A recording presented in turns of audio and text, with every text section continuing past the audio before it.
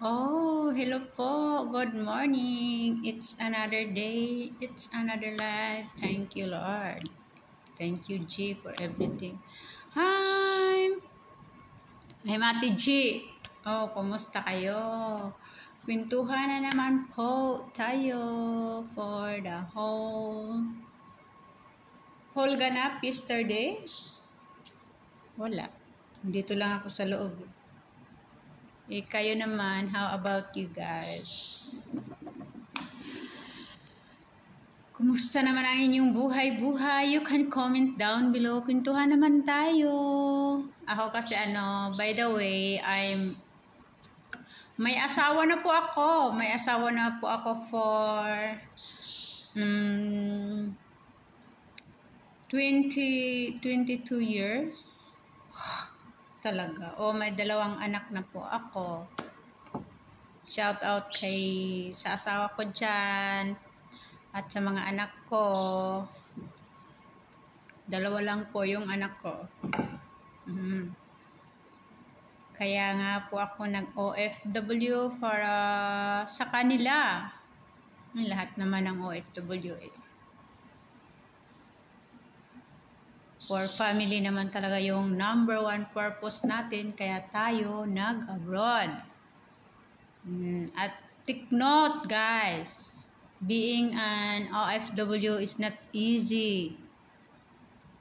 Marami ka pong dadaanan, especially sa amin na mga nasa loob na nagtrabaho.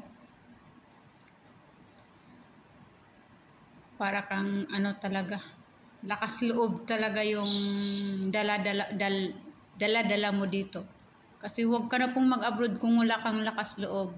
Kung wala kang yung pasensya mo is hanggang dito lang o dito. Dapat taasan mo yung pasensya mo. Kasi as an OFW na katulad ng sa amin, nagtatrabaho sa loob ng bahay. Naku po. Kailangan talaga parang din tayo sa gyera. Ganon. Kasi hindi po tayo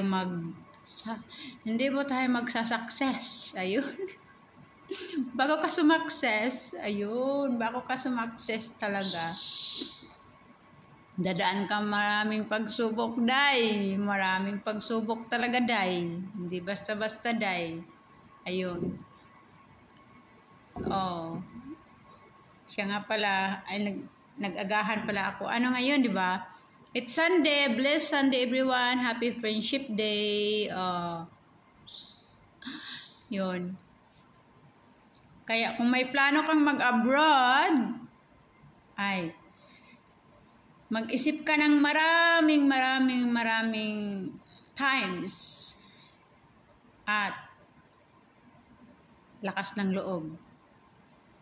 Lakas ng loob ang dadalhin natin dito at mahabang pasensya po. Ganun po.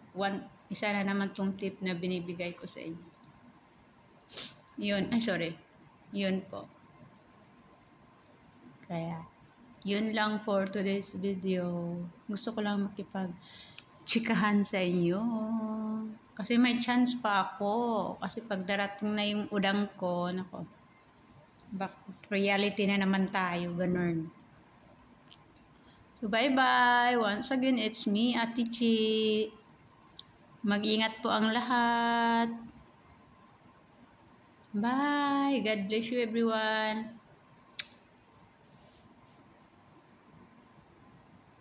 Subscribe po.